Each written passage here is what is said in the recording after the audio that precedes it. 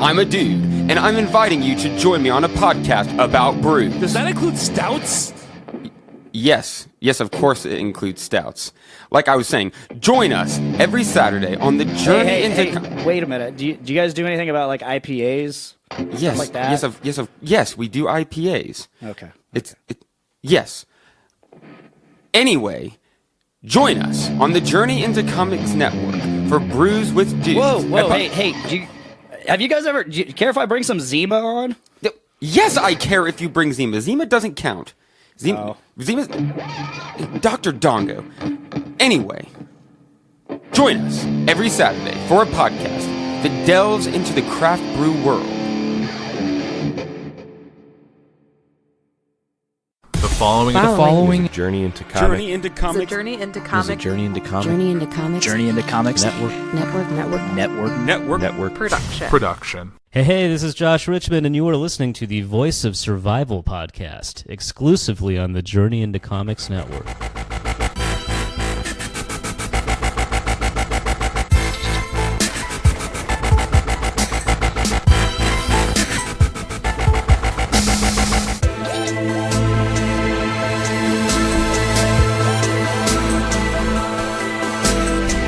You're listening to the Voice of Survival podcast. Ladies and gentlemen, your host, Nate Phillips.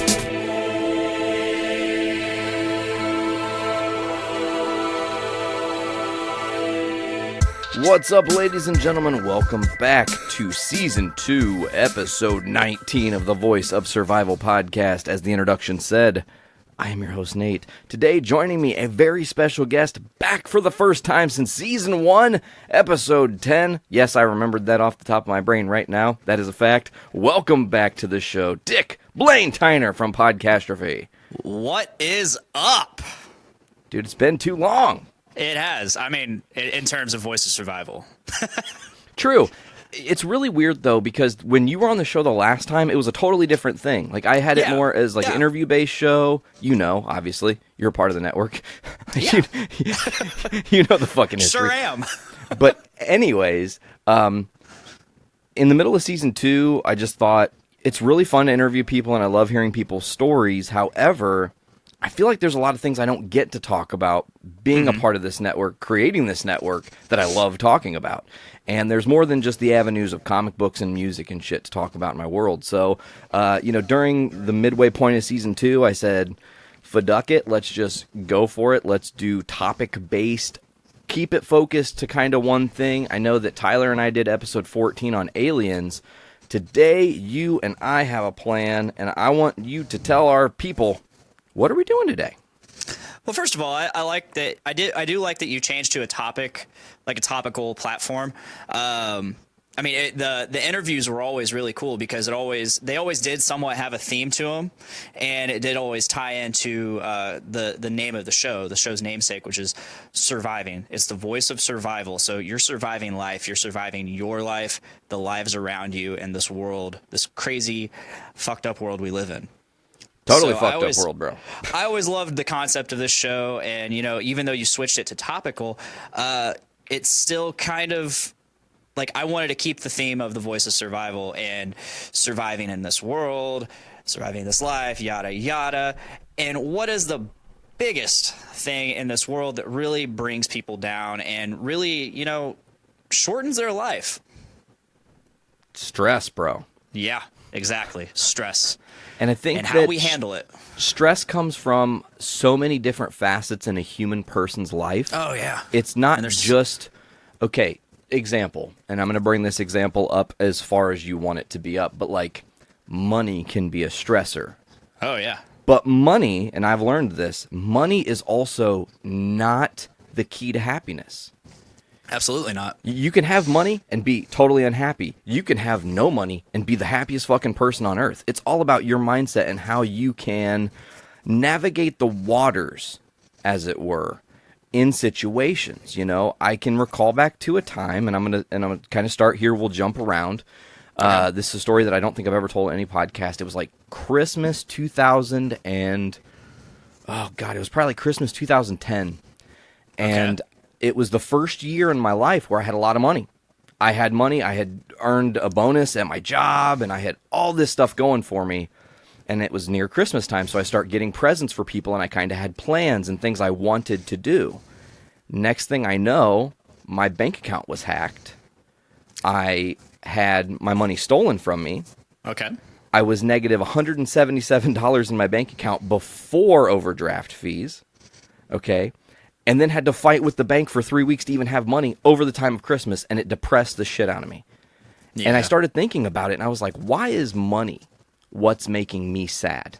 Because it's not a thing you even keep. It's just a number. It's like a stat in a video game, right? You're just racking up your stat. And some people, their stats are super fucking high because they got a little bit of a jump start, or some people's are extra low because they try to help everybody out or have addictions or whatever else. But like, it was that moment that I was like, I cannot let money, the concept of money, the construct of money in this life that we are kind of forced into. You didn't tell your mom to have you, or I didn't tell my mom to have me. We were just put here, you know? And it was that moment that it was like, I cannot let that one facet control me, because dude, I was like not sleeping. I was having struggles, like just like focusing. I couldn't eat right. My nerves were just an all-time high, because not only did I experience having money, I also experienced the quick downslide of losing it really quickly in a situation that was out of my control. And that's just one facet of life that can be really, really, really difficult waters to navigate, I think. I think when it comes to a survivalistic aspect, it can be insanely stressful. As you probably saw in my post earlier today, I woke up to negative $126 in my bank account.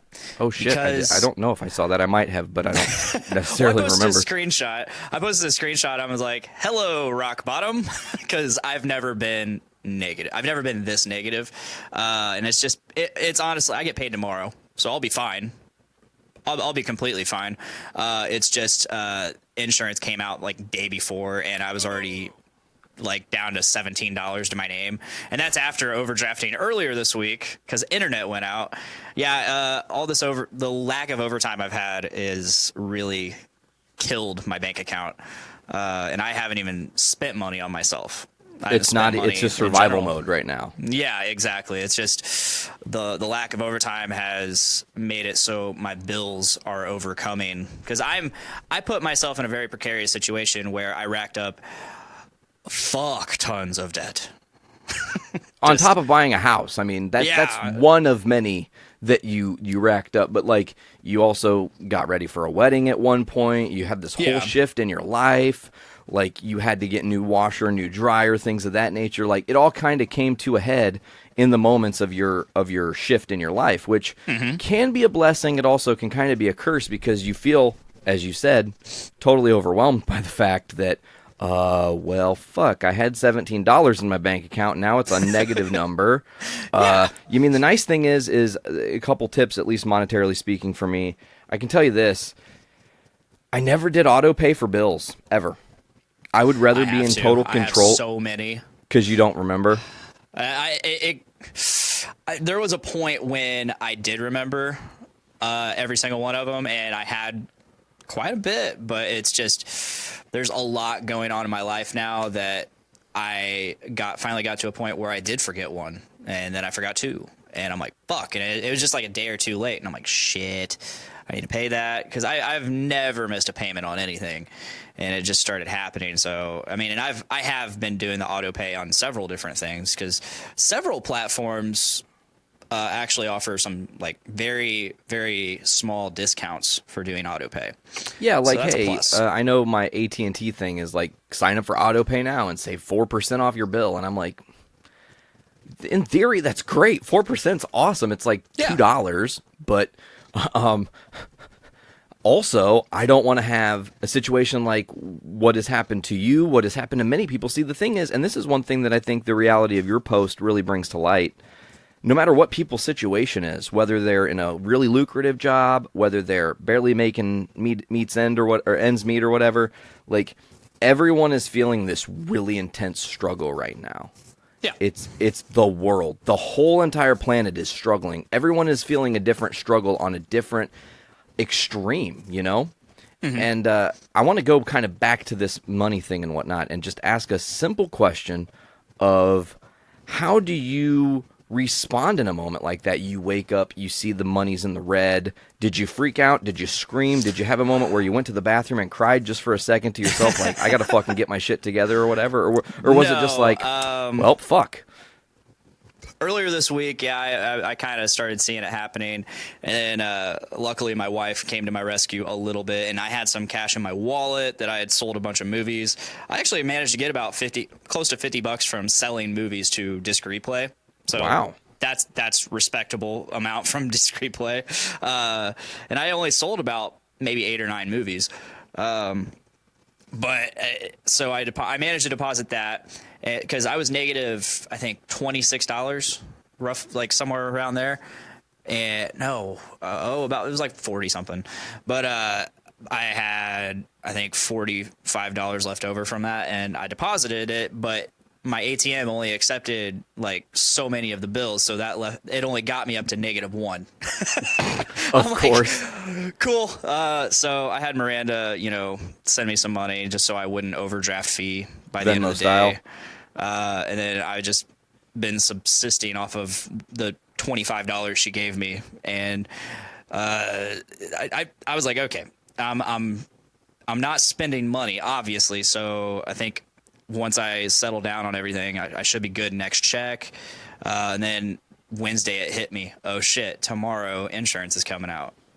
So I was like, well, no avoiding that one.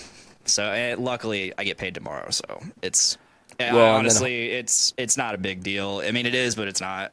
Well, hopefully the bank, and I know that I've done this before in situations where craziness has transpired and something came out, I totally forgot. It literally happens to everybody, but like, you just call your bank, bro, and if they gave you an overdraft fee, be like, listen, money's in there now. I never do this. Reverse that overdraft. And they will. They do it up to, I think, 5 times a year. So, I mean, depending on your bank, of course, some banks suck ass. So, my old bank, First Midwest, if you didn't use your debit card 30 times in a month, they charged you $5. Wow. And I mean, not buy things online. Physically swiping it 30 times. Wow. It was a service fee. Damn. Spoiler alert, I'm not with that bank anymore. So, okay, so you just kind of said, okay, fuck it. We'll get through. It's not the worst thing that's happened. And I'm taking my lunch, which I never take my lunch. I mean, and not that I spend a ton of money at work and their cafeteria. I mean, especially in rough times, I'll just eat a grilled cheese, and that's $2. You guys have like an EDR or something that just takes it out of your check? No. You just pay money. Oh. They have cashiers and stuff. That's weird, man. Horseshoe was awesome about that. You just had your badge, and your badge was your money, and it just came on your check. Do that. Absolutely. I'd much rather do that. It's definitely more convenient, too, because you can keep track of your meals. You know how much you're spending a month to eat. Of course, the way that it worked at Horseshoe, you only had, I think it was like $3 for a lunch. But you could go through that line 10 times if you fucking really felt like it. you know?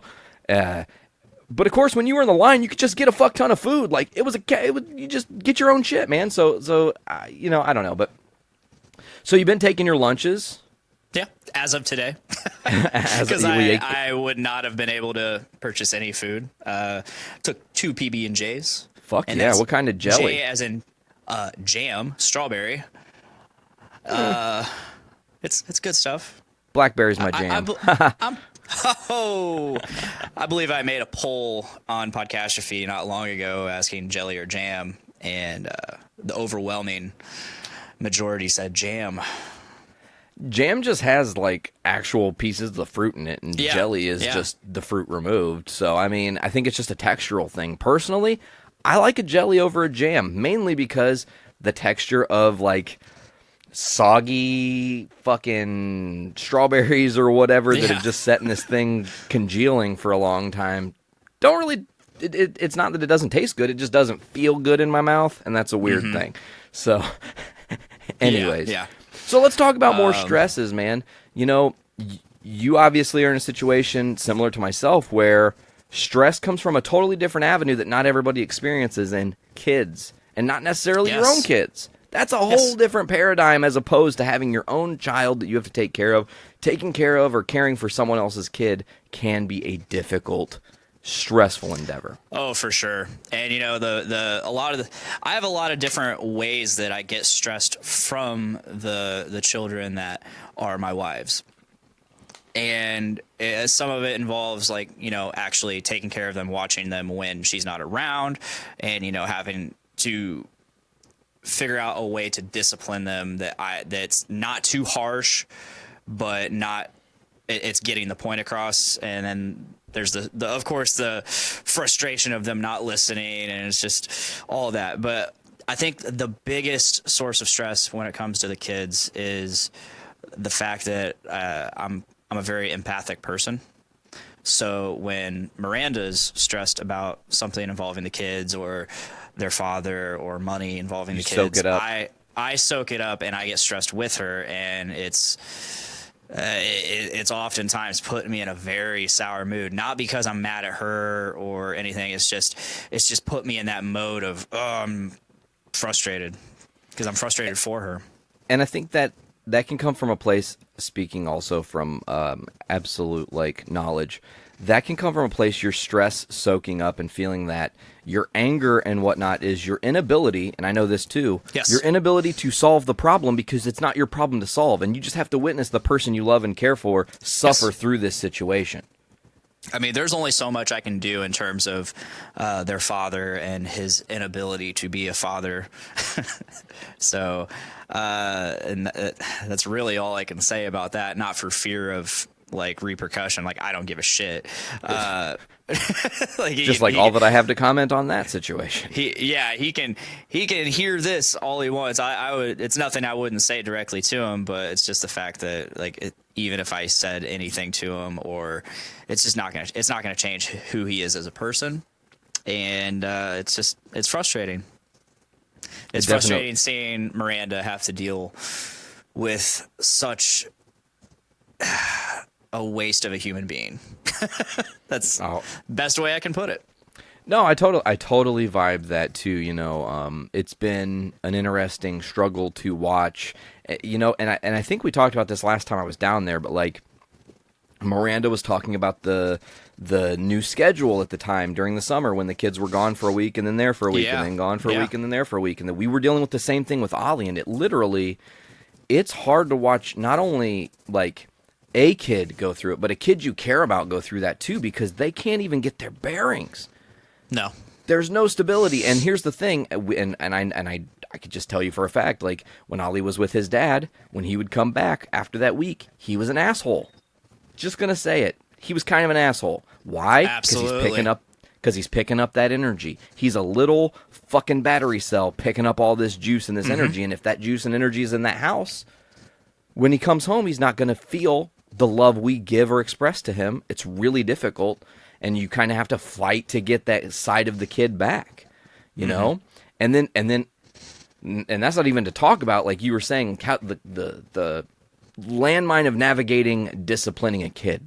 Yes. When we were kids... In today's age. Exactly. When we were kids, if I was an asshole, I got my ass beat or I got put in a corner. End of story. Yep. Those were the options. It was not punch to the face. It was not beat me till I bled. It was smack my ass until I've learned my lesson, or put me in a corner so I can think about and learn my lesson, you know? And kids nowadays, you can and you also cannot do that to some extent.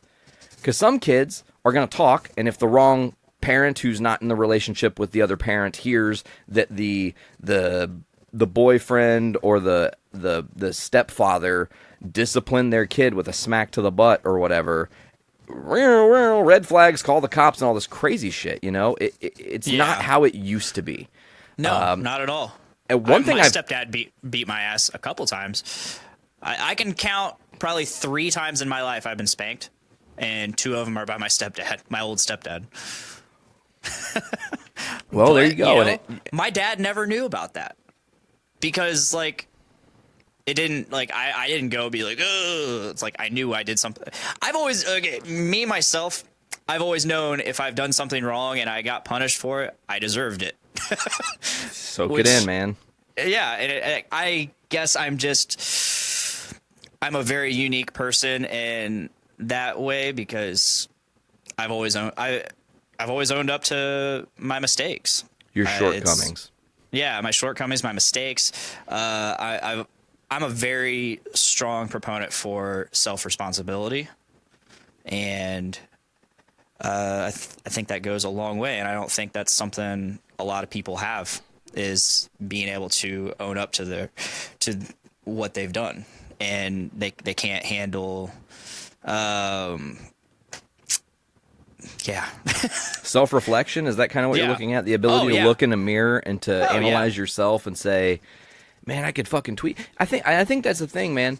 There is such in our current political climate and the era of the world we live in, there is a lack of accountability in a lot of ways, because it's kind of being preached as the highest power in office in our country can get away with no accountability. So have at, buds. For now. Really, I think that's just a better way to be, is to just say, hey, right now, I fucked up. Oops. Let's fix the fuck up. Let's undo the fuck up by way of talking through it, talking about the problem, the situation, and then hopefully from the shame of going through this, or from the lesson of going through this, I'll never do that again. Yeah.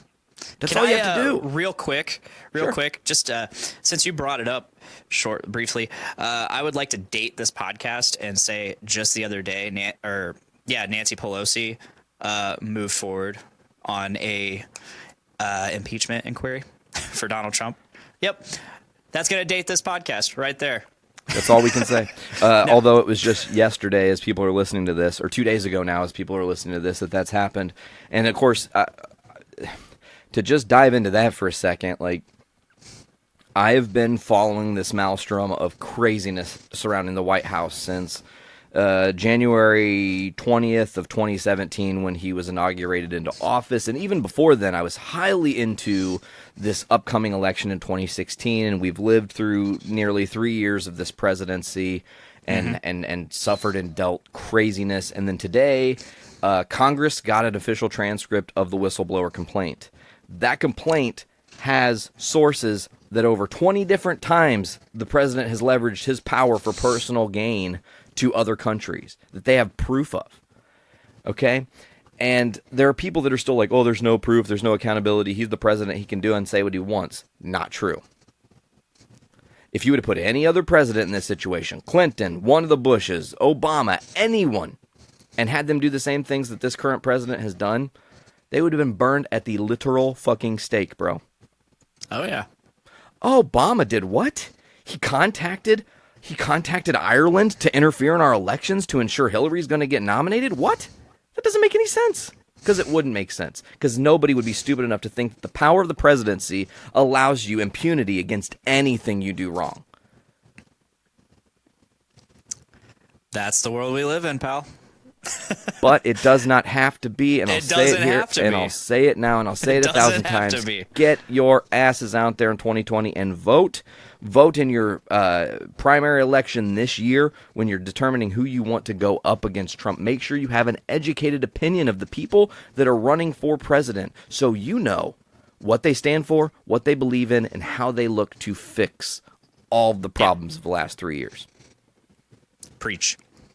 I digress. Let's get away from that for a few minutes. That is a stress in my life. President has. It's a stress in everyone's life, because this nation, and even almost this whole entire world, is very polarized because of the conditions that have been going on for even before Trump. But I'd say the past maybe decade, it's been very polarized. Oh, I absolutely agree. You look at, even just a little bit outside of that, because the last decade would definitely include a majority of Barack Obama's presidency. Yes. And you look at it, there were Republicans with black-faced dolls hanging them in the streets, saying that he should be murdered and put to death. And they didn't have the FBI show up to their doorsteps and tell them you can't do that. They didn't have... Nope. All the crazy, crazy circumstances. Okay, today, example, and this is how serious this is getting, folks. I don't know if you heard this, Dick, because you were at work. Trump was doing some sort of media thing today and was talking, and he said about the whistleblower. Was there a helicopter nearby? What's up? Was there a helicopter nearby? No. He is always talking on the White House lawn in front of the fucking helicopter. Brandon Stone and I are constantly making fun of that at work because there's a TV at lunch and it's usually on Fox or CNN. And he is always in front of that goddamn helicopter yelling. I'm not sure if it was in front of the helicopter because I didn't actually see the footage. It was just a transcript. It was a transcript of a phone call that a reporter had with Trump, and she was in an Uber, and Trump was saying something to the effect of like, "We need to deal with spies and treason how we used to back in the day." So he's essentially saying this whistleblower should be executed for outing him. Sound familiar? Yep. 1940s Germany. Oh shit! Did I say that aloud? Cough. I mean, bro, and I think you're right. There is such a division has been sown so deeply in our country that until we all find common ground again and find a way to make peace with the fact that somebody might want fucking guns, sure, I think they need to be regulated, but I don't think we need to not have guns. I think that there just needs to be better regulations. Thank you. But at the same token, that same person could be against gay marriage. Fuck you. Why is it your problem if two men or women are happily together, are living their lives and trying to better this world? Why is it your problem that they want to be married? Yeah, absolutely. Are you in the marriage? It violates the sanctity of marriage. You know what? There's a lot of things Republicans, and I'm just going to call Republicans right now, have done to violate the sanctity of marriage that are far beyond homosexual acts. Oh, yeah. Raping little children, child pornography. Let's talk about it. Epstein. Let's talk about it. You see what I'm saying? Like, all these things. They do those things, and then they say, oh, well, if two chicks want to fuck each other, that's a problem. No, it's not. Are you in the room? If you're in the room, you're probably going to enjoy yourself. Just saying. And if you're not in the room, it's not your fucking problem. The end. Like, it's literally an open and closed door scenario with that. I always find it really odd because, growing up as a male, particularly maybe in America, you're driven by testosterone and you're like, oh yeah, girls, titties, and then you get introduced to, oh, girl on girl, and it's just like, whoa. But I do find it interesting when I come across somebody that is like, yeah, I'm not into that. That's disgusting to me. Which, I mean, I could care less. Me personally, I could care less. But it's just like it shocks me when we grew up in that, I guess, culture. It could be very easy for our generation, and I think that the generation you and I are a part of really is going to help shape our history in the future, because we're like the first generation to look at ourselves reflectively, be like, oh, fuck, we shouldn't have said that. We shouldn't have done that. Maybe we can change things. Oh, I know. It's not the passing the buck.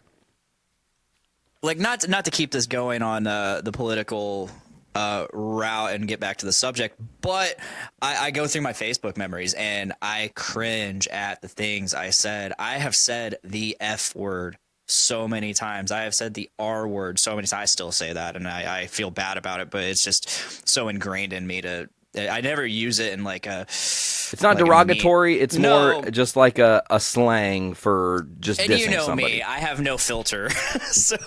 Yes, I do. I know you very well. It's one of the things I like about the reason you do Podcastrophy is because there is a lack of filter. And I mean, one thing is to be said, and I want you to know this, and I want our audience to know this, I have never in the history of Podcastrophy went back through your show and censored anything you guys have ever said. Sure, sometimes there have been things said on your show that I don't necessarily jive with. And it's not coming from your mouth. You've had a lot of guests. That's just the truth, you know? Mm-hmm. And I feel it's wrong of me to say, well, you can't say that. You shouldn't say that. You said it. It's history. Move on. The best you can do is better yourself from yesterday. I'll go through my memories and I'll just be like, why I can't believe I was this bad. It's cringy. Like it's cringy in the Jesus Christ, I was so young. Do you ever Like, take those memories if they're bad enough and just say, I'm just going to delete this post? It's not worth it to I have do up. not. Really? I do not. No.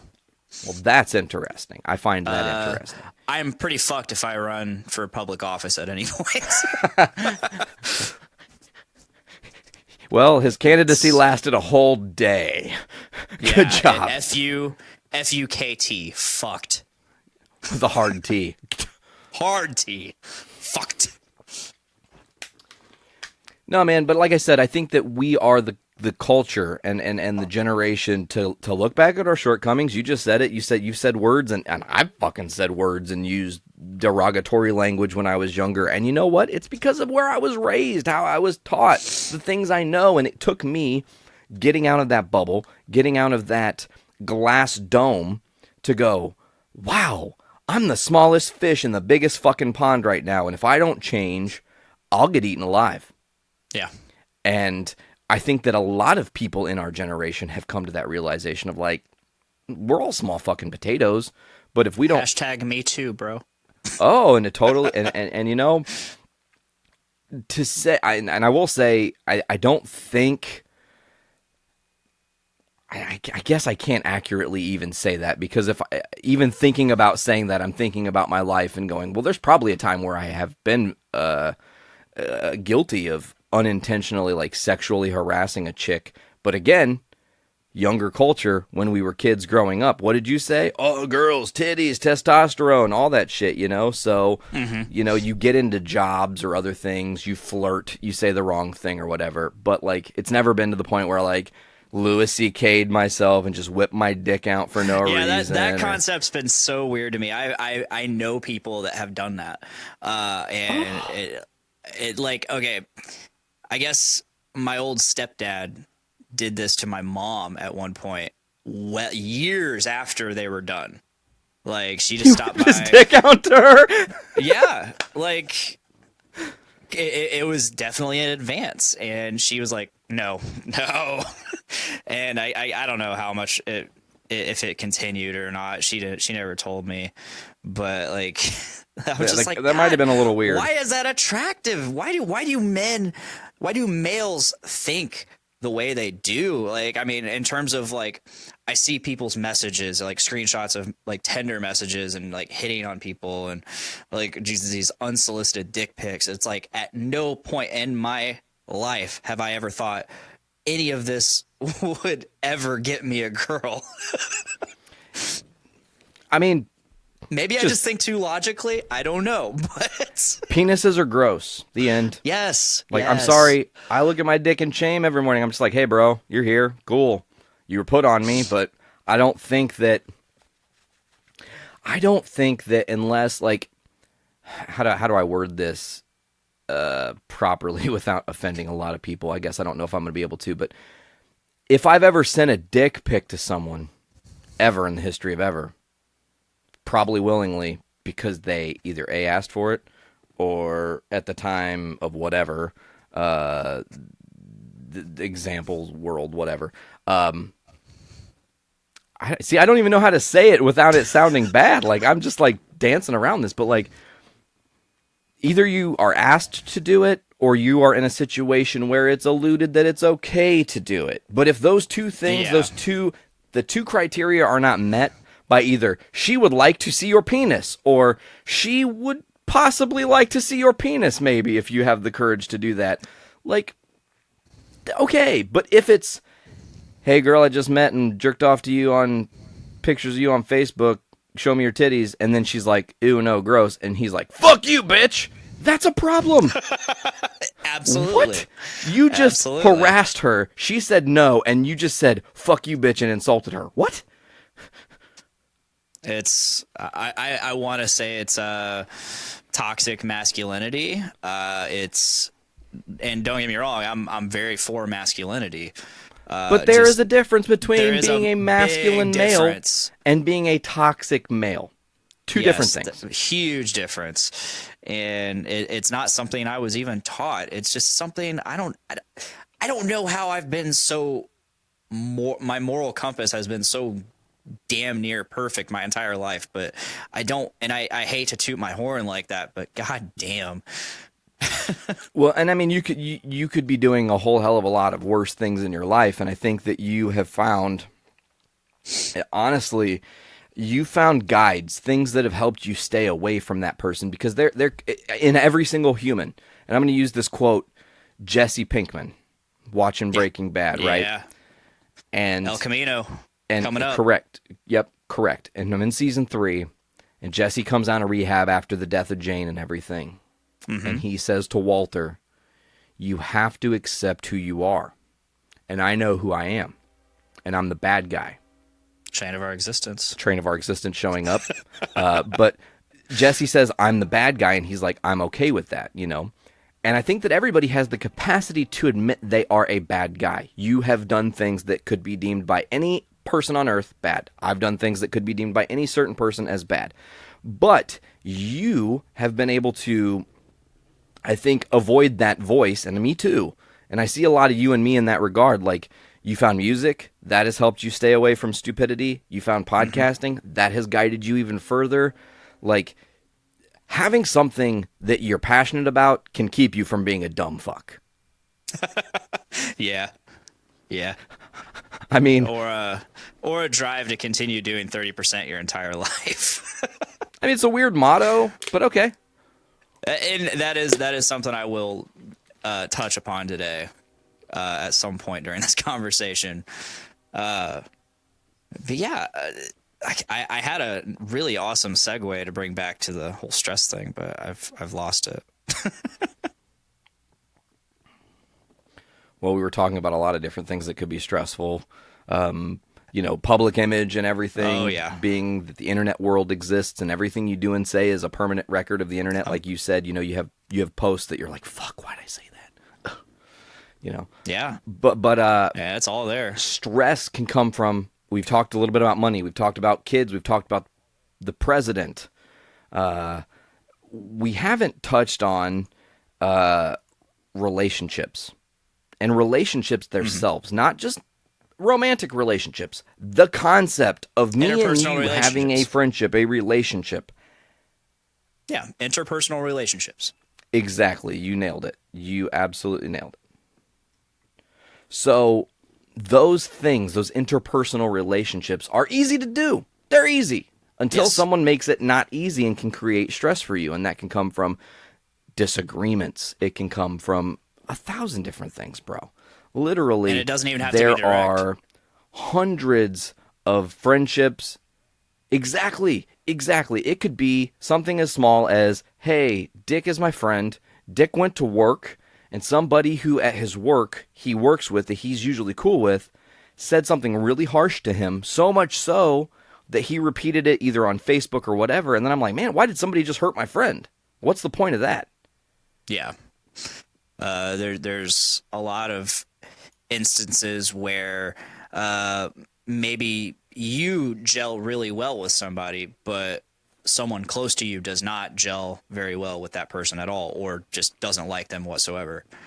Or they think that that person doesn't like them, so that causes them to think negatively of the other person, and it's just a mess. Oh, and that's a stressful situation, because you just, honestly, if you're like me, you just want everybody to get along. You just want everybody to get along, have a good time, you know? Me personally, I'm guilty of like, oh, why don't you like them? I like them. And I feel like I'm an excellent judge of character. So it's like, if someone's not getting along with another person that I get along with, it's like, why? But I understand I'm just one person. I'm not everybody. Not everybody thinks like me. Absolutely correct. And I think that one thing I want to touch on that is a stressor as well that we've probably both navigated, at least I know I have. You can either A, touch on the fact that you have, or B, touch on the fact that you have not, because I'm unsure. But being alienated. And I don't mean being alienated by like the people that are closest to you that you love. But what I mean by that is like, hey man, I got to go down and do this podcast, and I'm going to run into 3 people who I'm not cool with, or who I don't gel with, or who I've had past negative interactions with that maybe have or have not been resolved. And now, just because we're going to be interacting, I mean, okay, I'll use an example. Your wedding was one of the hardest days for me. Really? Because of Brandon's presence. Because at the time, yeah. there was That's so right. much not resolved, dude. There was so much Yeah. unresolved. So I'm literally shaking driving to the fucking wedding. Like, what is going to happen? Is Brandon going to confront me? Are we going to argue? Is it going to be ruined? Like, there were all these what ifs swirling in my head from interpersonal relationships. Brandon and I personally never went to war, but the relationships outside of that Yes. created tension. Yes. And you know what? I felt that tension. That tension affected me. It's like Exactly. and it had nothing really to do with me. I was just in the know. You absolutely nail it, dude. And I think here's another thing to think too is like, while all these interpersonal relationships maybe fell short or whatever, I have maintained that I would like to rebuild all those bridges because what did I do? What did I do? Accountability. I realized that I fucked up. It was another part of partly another reason I struggled to initially reconnect with Brando, because I felt the weight and the remorse of making the mistake of not calling him a day after this happened or not talking to him immediately. I knew it was on my shoulders. I knew it was on my head. So it's like, if I can undo those wrongs and get things kind of back, that's what I want to have happen. But feeling the stress of having that alienation is definitely hardcore, and I think a lot of people feel alienated in a lot of different ways. For sure.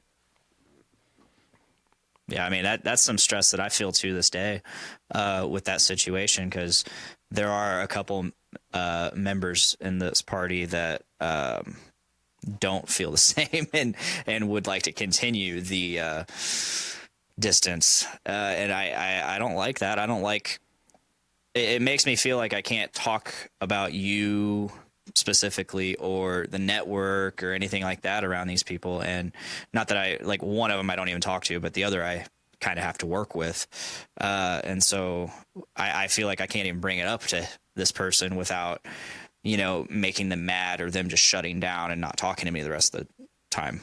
And then it just becomes awkward. Yeah, because this person's also just that way. And, if you wrong them, then you have done wrong until they just simply decide that you're okay. And I've been through this with this person several times, not knowing what I've done wrong. And we've gone upwards of 6 months to a year without saying a word to each other, just simply because I did something and I don't know what it was. Yeah, It's and what the it thing is. I've just like, learned to accept it. and to retrospectively look back on like the network shortcomings and how that all played out, like, could I have handled things differently? Sure.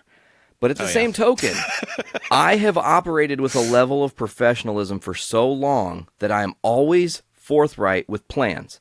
I would never undermine a bigger operations plans for my own personal interest. I would never be like, hey, Dick, I'm going to kick Podcastrophe off the feed because I need Thursday, without telling you long in advance if that were to ever happen. It's probably not ever going to happen, just so you know. It's just an example.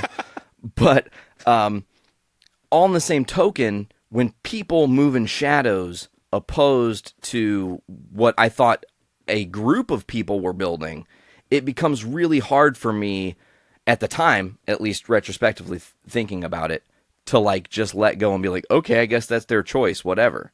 It was like, wait a minute, we were all doing this together and you're just going to fucking dip out the back door without telling anybody the day of? Kind of shitty. Just saying. But again, moved on. That was their decision. Those people have continued on into the podcasting world, and that's all I ever wanted to give people, was the option to podcast and have their voices heard. So, c'est la vie, Yeah. That's a very personal stress. That's not even like a broad thing that we can talk about with most people. And, I think that's important to have like these little anecdotes and whatnot to really bring it into perspective. There's all kinds of stress, man. Like, and on the subject of interpersonal relationships, we can dive further and go into, like anxiety.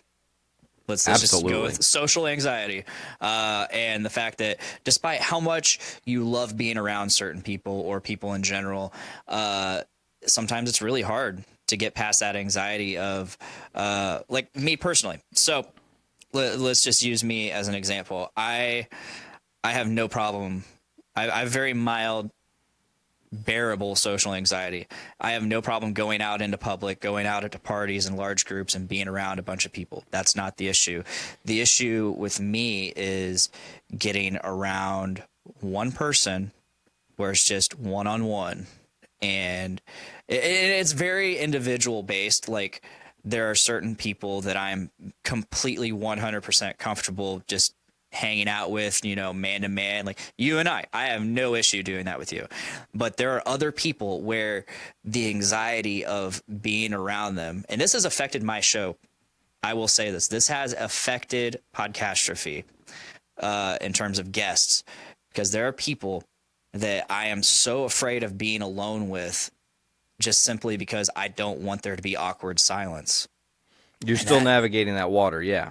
Yeah, and it's people I've known for years. It's people that I am very, very comfortable with. Very, very. I know them on a very deep level, and it's just it crushes me. It's so stressful knowing that they are so close to me and I am so close to them. Yet I can't bring myself to be with them alone because I don't want to have that awkwardness. And it might not even be awkward. It's a fear of the awkwardness. The anticipation of possibly being in a situation where you're, kind of a good, it's I hate like small talk. You hate small talk. And that's, I think, a lot of people, because it's like, if we're together in a situation, not you and I personally, but just me and a person, and I am reserved, I'm not opening up to you per se, our conversation is already kind of limited because maybe I have some inner anxiety that you don't know about or whatever, and then it gets awkward. Well, then it just feels awkward, and then you're going to just sit on that feeling of like, oh, this is weird. But it's like being in a boat in the middle of the ocean with no oars.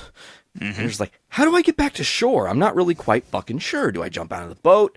Do I stay in the boat and hope that the oars come back to me? Like, dealing with, and I think I've learned this, I don't have a stress with people I know on any level being one-on-one per se. Aside from the feeling of needing to entertain people, like to keep them engaged when we're around. Yes, I think that's a big part of it, is I want to keep them engaged. I don't want them to feel like I'm a boring person to be around. So it's a crazy anxiety. It sucks. It really sucks. I totally understand, man. I have a totally different anxiety than you. And it's interesting that we're talking about this, because my anxiety has gotten more as I've gotten older. And you would think that I've gotten older, it should get less. Because I have an anxiety more than anything else in the world with driving. I bet you didn't know that. Oh, yeah. With as much as you do it? Correct. We're always on the road. Hear it. Let's hear about this. And you got to... Okay, so I'll just take you through a show day. This time last week, we were prepping to play Indianapolis. Mm-hmm. It's the morning of. I go pick V up. No big deal. We're hanging out. As the hours are ticking closer and closer to us to leave, the less I'm feeling confident or wanting to leave the house. The less I'm even, like, I'll say this here on the podcast because a lot of people know this, but there's probably been a handful of 20 shows that we have almost not played because of my anxiety. Yeah. Just like, I don't want to get in a car and drive to fucking Louisville, Kentucky. I don't know what to expect. I don't know what to expect on the road. I don't know what to... And then, of course, accompany that with other factors of paranoia because of law enforcement and how aggressive they are in this modern era. And I know, you're a white male, you shouldn't have any fucking problems, but you don't know that. You don't know that. No. And when I'm driving and I'm out and we have gear, as soon as you put gear in a car, cops automatically have a preconceived notion of what you are, who you are, what you're about. So it's very, very stressful for me some days to drive at all. I see. But then, because we're talking about how to de-stress, we've talked a lot about de-stress. We haven't talked about de-stress. Smoke a little bit of weed, feel a lot better. I long for the day that I can do that. And, you know, I think you and I and another person have some plans. Oh, In yes. the coming months. We're gonna indulge and listen to some. I'm not gonna say good music. Oh, I'm probably changing the paradigm because I'm bringing a second album in case the first one's really bad, just so you know. Oh, it's gonna be bad, and I know it. But I just look don't think forward to that's a it. good experience to do while you've smoked down or done anything of that nature. Indulge, But as you said. the way I do think, like, just knowing my own mindset in general is, even when I know something's gonna be bad, I tend to make fun of everything. So Yeah, kind of a satirical take on it. Yes. I have a very good satirical mindset a lot of the time, so I don't think it'll be an issue. Well, I'm excited for that. We'll talk more about that down the road. But I need to know, man. We've talked, like I said, we've talked a lot about the stress. We haven't really dove into your de-stressors. Aside from the kind of obvious things we've hinted at here, what all do you do to kind of navigate your stress in any given situation? Honestly, despite this being like my topic of choice and how important I think it is, I think I actually don't stress a lot. I think it really drives my wife crazy because she stresses a lot. And It's a female thing. I'm not trying to be an asshole, but really, it's probably a female and a parent thing, honestly, in general. But I don't get stressed that easily. I mean, I'm not going to say I'm impervious to it, but I do not stress. It's just the way I think, the way my mindset is. I don't sweat the little stuff. I don't. you read that book as a kid, didn't you? What? Chicken book? noodle soup for the soul. Don't sweat the small stuff. I don't believe I did. Really? I don't know. No, I just. It was a kid's Maybe book, it's just- like in my youth, anyways. They had Yeah, this I don't like know. chicken noodle soup for the soul series, Yeah. and one of them was called "Don't Sweat the Small Stuff," and it was about de-escalating your stress and being able Yeah. to navigate those waters. I guess just the way I think is like I have a really good way of differentiating the small stuff from the big stuff. What is important to me, and what just in the long run doesn't matter whatsoever. And I think that's a very important skill set to get. Like, you need to be able to just differentiate those things. And the sooner you can realize what is big deal, what's a big deal to you, and what is not a big deal whatsoever, you're gold. Or just have awesome passions and distract yourself. And I think that's a lot of what I've tried to do to overcome my stresses, not just as a human. Of course, I am a cannabis user, so I do have some ability to escape, as it were, but I don't really know if it's an escapism as much as it's a way to just let me live my life without being constantly in pain, which is nice. Mm-hmm. But the thing for me that I've always learned about my stress and about the situations is that, and I'm going to use this term, I live by this term, man, I swear, and I hope it resonates with you when I say it. It is not a lie that pressure builds diamonds.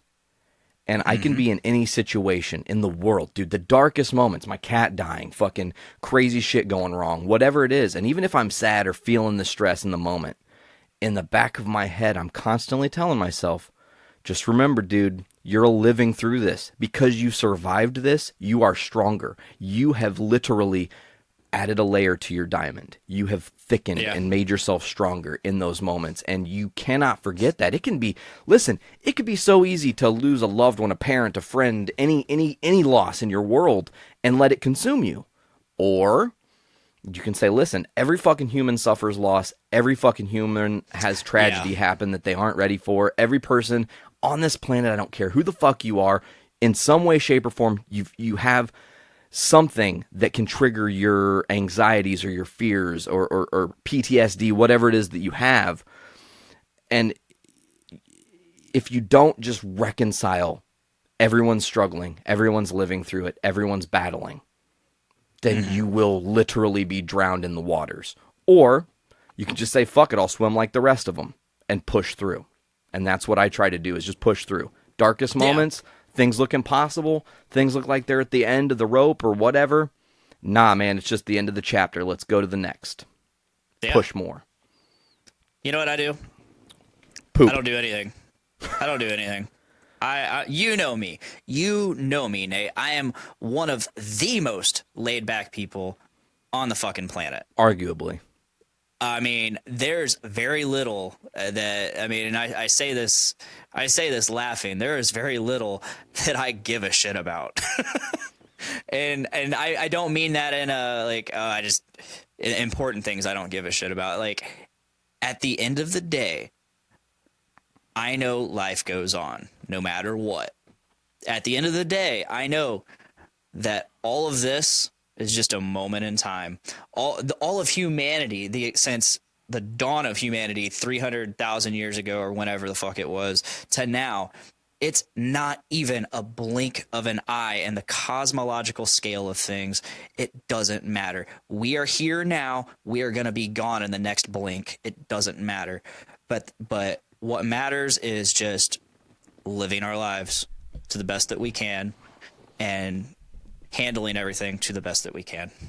I agree. And to volley it back even a little bit further, our founding fathers would say life, liberty, and the pursuit of happiness, right? Happiness. Yes. The thing with pursuit of happiness is pursuing what makes you happy, pursuing what gives you joy. Yes. And I think that our world, literally the archetype of how our society currently is this. And you go to work, you come home. If you have a hobby, fit it in if you fucking can. You make dinner, you go to bed, you do it all the next day until the weekend. That's not living. We are drones. That's exactly. You are We are a drone. programmed drones. You are a sentient robot. Yes. And that's dangerous because it takes hope away from people, and it takes, listen, your dreams should not just be your dreams. Do what you Let can. your dreams be dreams. No, but like, Do it. You got to actualize, man. Yeah. Just do it. You know, but Oh, thank you, Shia LaBeouf. he's the man. He was just on the Hot best. Ones, by the way, if you haven't watched it. Yes, it's a good he one. was. He was. But, It is a good one. oh yeah, absolutely. Sweet. Sweet. I think that there's one other thing that we can talk about in regards to stress that we haven't covered, and Go for it. it's a little hear bit of a little bit of a dark path, but follow me into it if you will. I'm down. The other side of stress, the other side of dealing with stress. Some people smoke weed, some people drink beer, some people fuck their wives every night emphatically to get rid of their stress, or whatever it is that you do to de-stress. But then there's the dark side of it where people abuse drugs to get rid of their stress. People, and listen, I'm not saying drugs as in necessarily narcotics and all that shit. Drugs as in anything you constantly crutch upon to just survive as opposed to live. And I mean that by people who, it's like, okay, sure, it's one thing if a guy who's a junkie puts a needle in his fucking arm and shoots up heroin. But couldn't you say the same thing about the fucking fat person who's eating the third large pizza of the day and drinking directly out of the 2-liter bottle, that they're doing the same kind of damage long term to their bodies? Because they're addicted all the same, and it comes from what? Stress eating. It's a real thing. It is. I'm stressed, I eat. I'm stressed, I eat. It's a repeating pattern. It's a repeating cycle until you're sick. You need help. You need to stop eating, overeating, blah, blah, blah. Then you kind of reverse the thing. Some people don't, though. Some people don't get out of that cycle. No, they don't. And then guess what happens? It becomes a habit. Yep. It becomes their life. It becomes who they are and defines them. And it's just, you can't let that happen. Well, and then it gets By even deeper all than means. that, bro. Because in doing that, in creating I have to stress eat to get through my stresses, you put weight on. At some point, you gain the weight to the point you're unhappy with that. Mm-hmm. Now you've created a second stress. You'll never. It's literally an unescapable game if you buy into that. Yeah. It's funny that you mentioned that specific scenario, because that's why I started working out. Because at the age of 24, out of nowhere, I gained about 30 to 40 pounds just out of the blue. Fuck And yeah, I saw spread a it. I saw a picture of myself. Yeah, I saw a picture of myself from the side at a show, and I just looked absolutely disgusting to myself. And my arms were still really scrawny. Like, I graduated high school at like 118. Like, I was really tiny. Damn, And bro. By the beginning point of this, I was 130, and then out of nowhere I was 166. And so I was still scrawny, but like I had a little bit of a gut. My face was rounder. I had a double chin, even beneath the beard. And so I was like, fuck this. I am not going to be my dad, who is basically Fat Mark McGuire. You met him at my wedding, probably. I did. He's Fat Mark McGuire. Nice guy. Super nice guy. I love my dad. But I was like, I am not going to be my dad. I am not going to get to a point where I am not going to be able to get rid of this. I'm not going to make this something that's going to define who I am. So I started working out, and I actually started enjoying working out, and that became a stress relief itself, which a lot of people use. That's a very common one. And I honestly, I weigh more than I weigh more now than I did at my Unhappiness. Oh fuck. I gotta lose weight. Well, I wasn't even unhappy. I was just like, oh fuck. Gotcha. Danger. I was gonna say I probably weigh a full 20 pounds more than that, and But it's muscle. Some of it's fat, some of it's muscle, a lot of it's muscle probably. But yeah, no, and honestly, I've recently went back and looked at that picture, and I'm like, that's not bad. That's actually not bad at all. Could have been worse. Could have been way worse. I don't know why I thought I was so disgusting. Like, I was disgusted. Well, it was self-image, man. And there could have been other... I probably have a bigger gut now than I did then, but it just looks better because I've filled out a lot more. Muscles accompanied you and made you look better, yeah. Yeah. And you got to think, too, whenever that was happening in your life, there were probably other stressors involved that when you were thinking with those stresses affecting your brain. Let me tell you where I was at. Girl trouble, whether it was friend trouble, whether it was home life, whatever it was, man. Honestly, no. I think I don't think it was. I've never been a stress eater or anything. I think what it was. So I had recently transitioned from night shift to day shift. So I was not at all used to being up at 5 a.m., going to work at 6 a.m., and so on. So I was drinking a liter plus of pop a day. Liter of cola? A liter of cola plus. Not that caffeine really affects me at all, but like I just used it. I used it as like a placebo, basically, knowing it was a placebo. As weird as that sounds. And on top of that, I was eating 3 meals a day as opposed to 2. And none of it was good. I think my metabolism just finally caught up to my eating. Came to a halt. Yeah. But we're going to have to talk. Yeah, I mean, I was only 24, and that's so weird that that's super young. I'm almost 29 now. But yeah, I never stressed it. The only time I have ever done something, I guess, toxic out of stress was a couple years ago, about, I think, 3 years ago. Yeah, I spent an entire weekend drinking out of like depression, sadness. Basically, I was supposed to go somewhere that weekend. It was Labor Day weekend, and I was supposed to go somewhere with somebody. It was supposed to be a good weekend in which we finally would get to explore who we were together. And literally day of that we were supposed to leave, that said person decided they didn't want to be involved anymore. And I was very devastated because it was the first time in a very long time I had really gotten the chance to be with somebody. And I was very, very close to this person on a friendship level, and I thought even more than that. And so I just said, fuck it. I'm going to the bar tonight. I'm getting drunk. So I got drunk. I had some really great conversations. Really great night in general.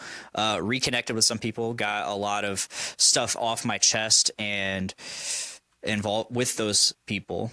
I got a lot of closure with some people, and then went home. Next night, back at it. Let's get drunk again. I decided I am drinking all fucking weekend. I am getting smashed all weekend and drowning whatever sorrows I have in alcohol. So next night, same thing. Went out, had a great time, got drunk. Yeah. Sunday night, same thing. Except I got smashed, but like it was Sunday night, so the bar wasn't as busy. But I still ended up hanging out with like one person all night and talking to them.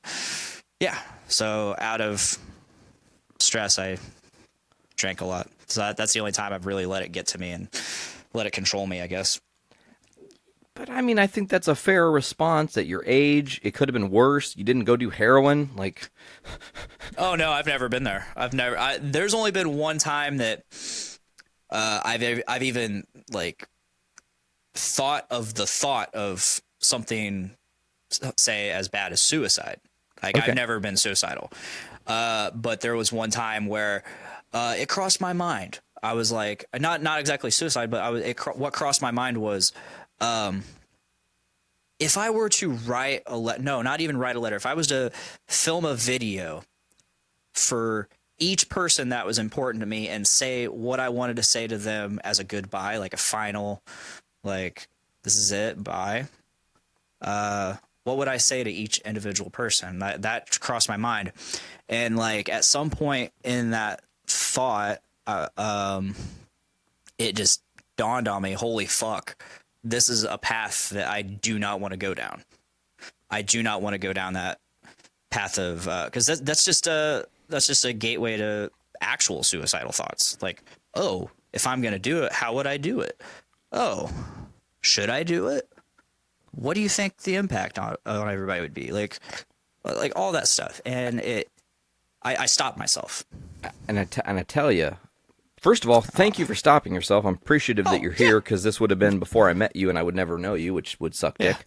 No problem. It would suck, Dick. Also, it would suck, Dick. This was actually probably earlier in the year that I did meet you. Yeah, and I think we've had that conversation. I think we even actually had that conversation on your first Voice of Survival about where you were at in that moment in time. And I don't know if I said it back then.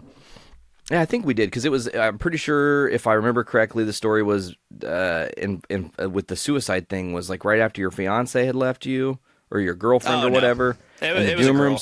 The doom room situation happened. I think you ended up having to move like back with your mom or somewhere else, Nick Torres or something, your dad.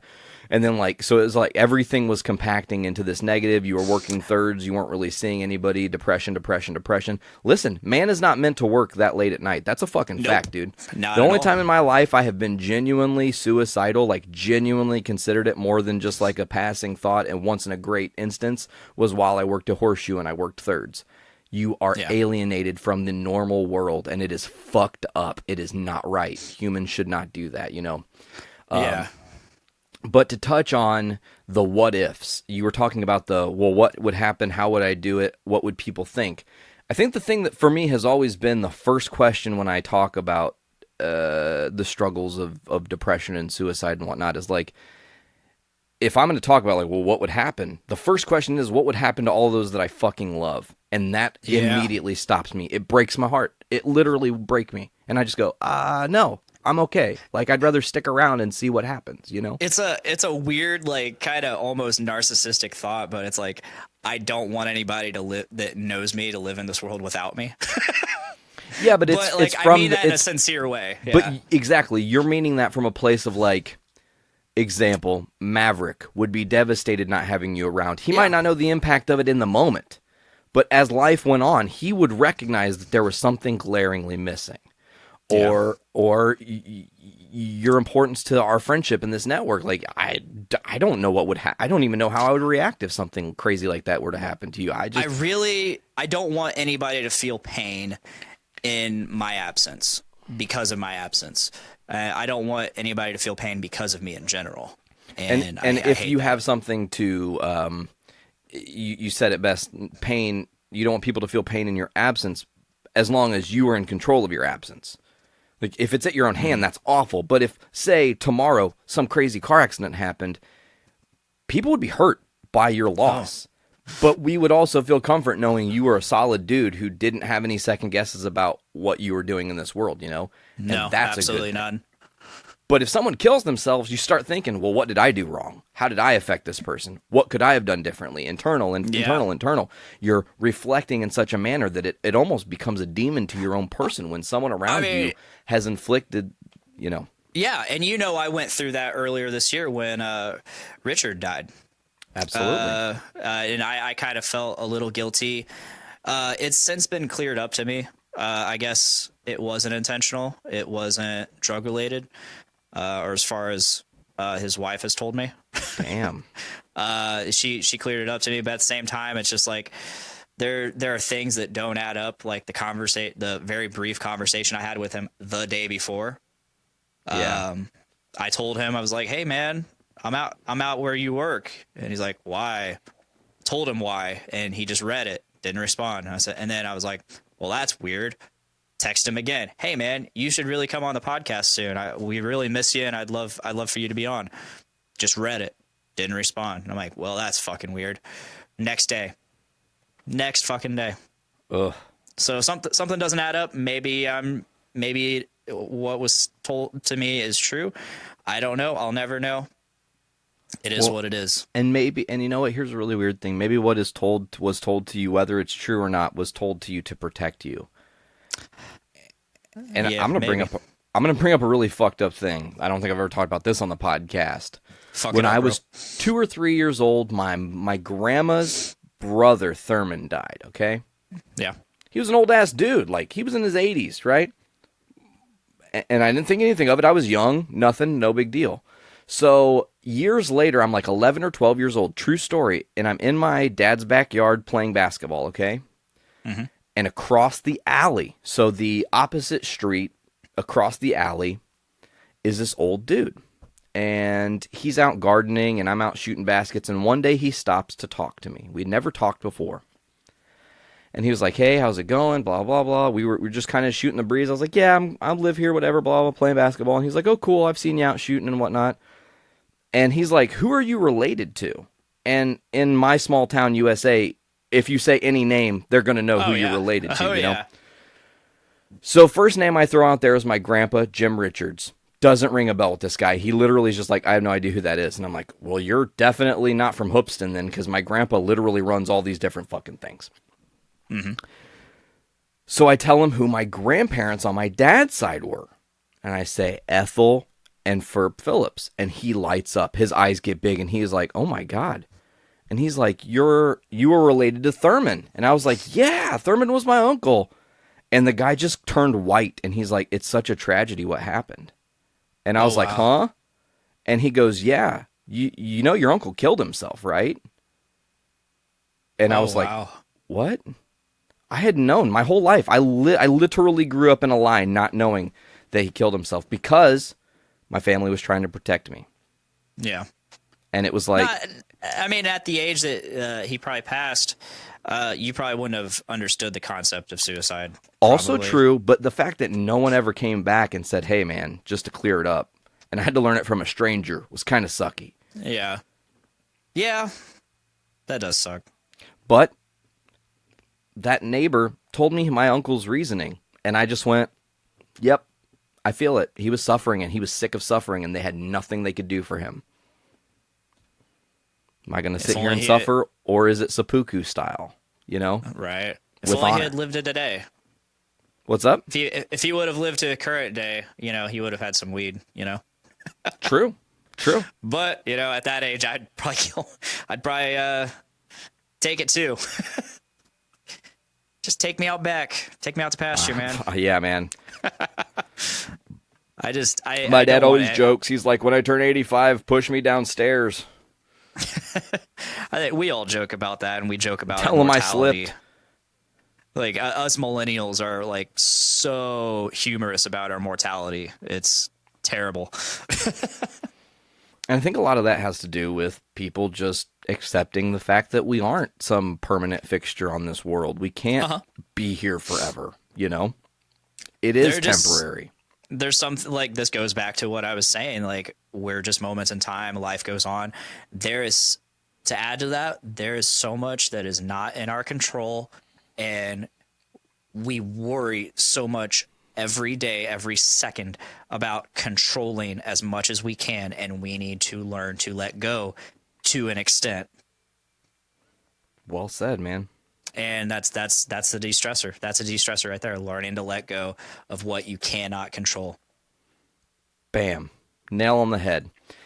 And I think that is a great kind of place, not necessarily to wrap it, but I want to like kind of highlight that final thought that Good, because I have to pee so bad. You do? You have to pee so bad? My bad. I got a Budweiser and a Cherry Pepsi. Like the Budweiser's gone, Cherry Pepsi's almost gone. Like shit. Yeah, man. Yeah, no. But no, this has been a great conversation. Let's take it home, man. Let's take it home. Totally agree with you, bro. What you got to say?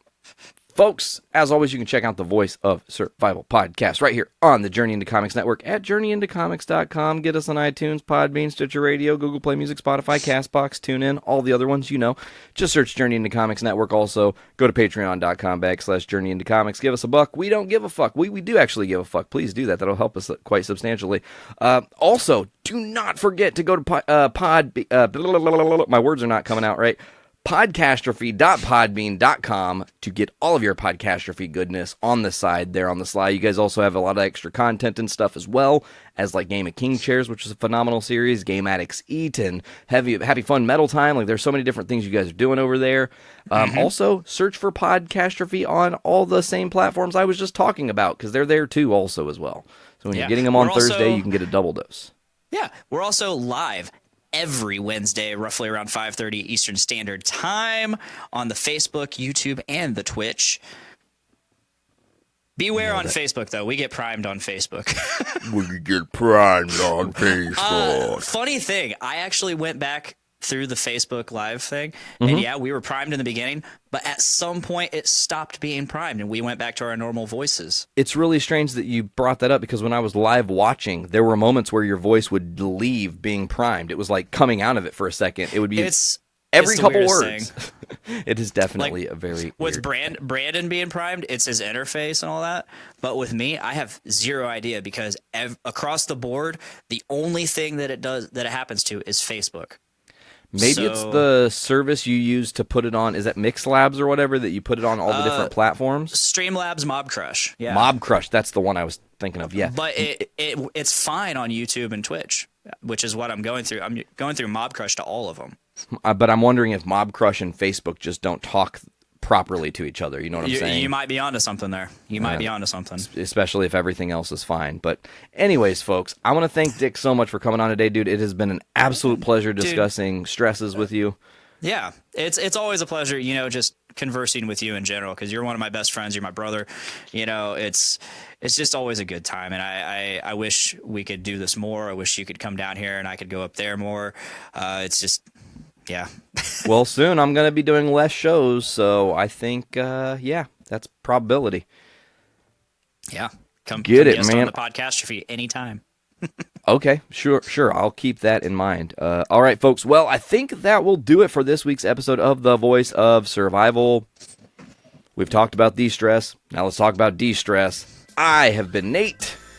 Now I'm Dick. Thank you guys so much for listening. This is The Voice of Survival. Out.